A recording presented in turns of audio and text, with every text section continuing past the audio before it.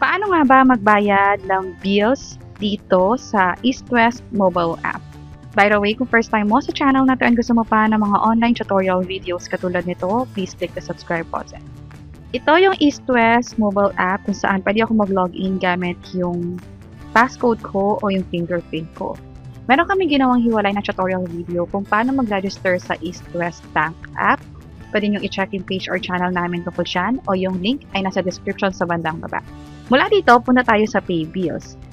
Scroll up tayo. Tap natin yung Pay New Biller.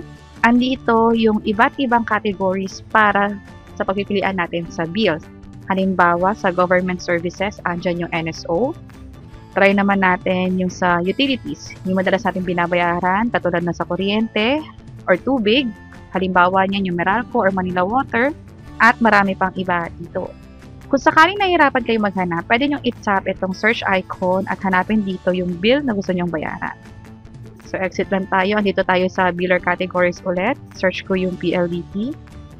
At dito, nakita ko siya. Kung iba naman yung provider ninyo, halimbawa Converge, ito naman siya. At yung PLDT and Converge, nasa telephone, pager, or cellphone siya na category. Tap natin yan. Ito yung mga requirements na hihingin para naman sa iba. Halimbawa sa credit card, piliin natin yung East West card. Ilalagay lang dito yung card number. Kung makapansin nyo, depende sa biller, may mga hihingin silang information para makapag-proceed sa pagbayad. So, ang gagamitin natin for this video ay yung sa PLDT. Again, yung mga information na hinihingi dito ay kadalasan nasa bill na natatanggap natin monthly. For this case, account number, minsan naman reference number, o kung ano pa yung iba pang mga subscriber number na meron tayo sa bill.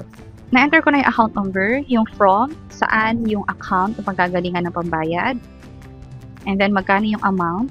Ang suggestion ko ay kung magkano yung amount na nagpapakita sa bill. Pero sa akin, since tutorial lang naman ito, pwede ako maglagay ng any amount. Kung ano man yung amount na nilagay ko rito, halimbawa advance payment yung ginagawa ko, mababawas naman to sa paparating na bill. And sa kada biller na babayaran natin, merong charge yan. For this case, 7 pesos yung sa PLDT. Remarks, optional lang. So, leave ko na tong blank. Tap ko yung continue. I-review lahat ng info kung tama, especially yung account number. Tap ko yung proceed to pay para makapag-proceed na tayo sa next step. At mula dito, pwede nyo nang i-authorize gamit yung biometrics nyo or passcode or yung password, depende na rin sa East West Bank app nyo. Kung ano hihingin nila sa inyo. And depende na rin kung ano yung na-setup ninyo. Sa case ko, pwede na ako mag-scan ng fingerprint para makapag-proceed na sa pagbayad ng bill. By the way, kapag nakakuha na kayo ng confirmation, pwede nyo nang kunin yung screenshot nun o yung reference number na pagbayad para nga naman may proof kayo na nagbayad na kayo online.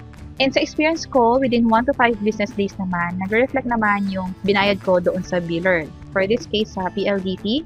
And normally, naging successful naman siya. Pero just in case na nagkaroon ng kahit anumang issue na kailangan siyang i-report or kailangan ng proof na nagbayad kayo, maganda na nakapagtabi kayo ng screenshot ng payment ninyo. So overall, ganon yung steps sa pagbayad ng bills online gamit ang East West Bank mobile app. Maraming pwedeng bayaran dito. Pwede yung sa mga loans natin. Pwede rin naman yung sa credit card.